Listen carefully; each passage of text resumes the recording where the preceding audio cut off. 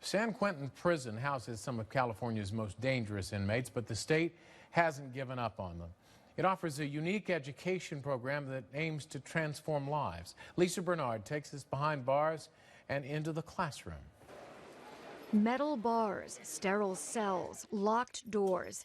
Mundane, stifling, uninspiring.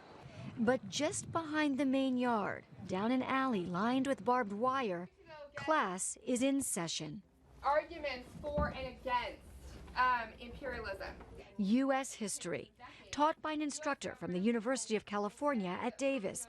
It's a demanding workload that challenges, stimulates, and ignites the minds of some of California's most hardened criminals. And who are they attacking? The Congress of the United States. Okay, so good. Zaki Hutchinson is 16 years into a sentence of 30 years to life in California's most notorious prison.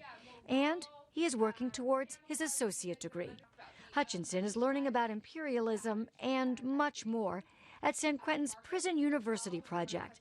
It has shown me that I do have the ability to learn, that I do have the ability to succeed, that I do have the ability to be a better human being. Can you guys look at this one? This is the only on-site higher education program in any California prison.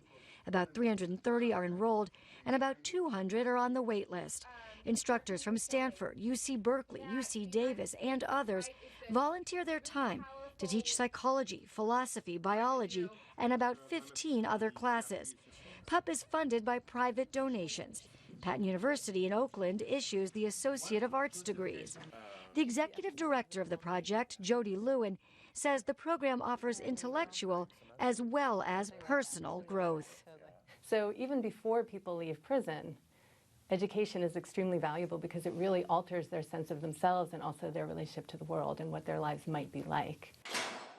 The word has spread among these inmates and even beyond these walls that this program can help lay the foundation to build a new beginning on the outside, a life that would include better job prospects, more life skills, and a renewed sense of hope, confidence, and sense of worth.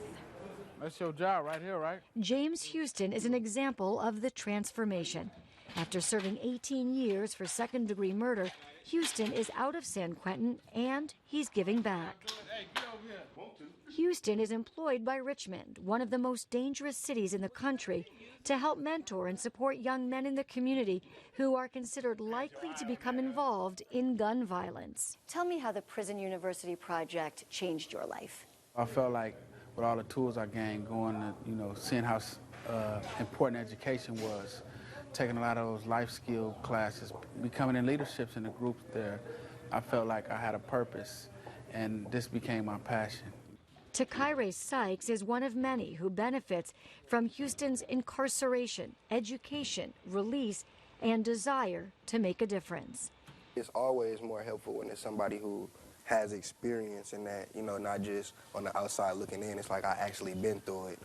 Executive Director Lewin says in California, about 70% of released prisoners return to prison within 3 years. But, she says, the rate is 17% for those who were PUP students.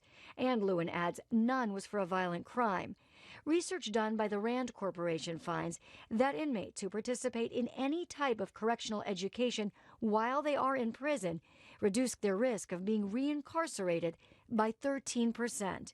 Advocates say the education is good for public safety. What would you say to people who say you don't deserve this?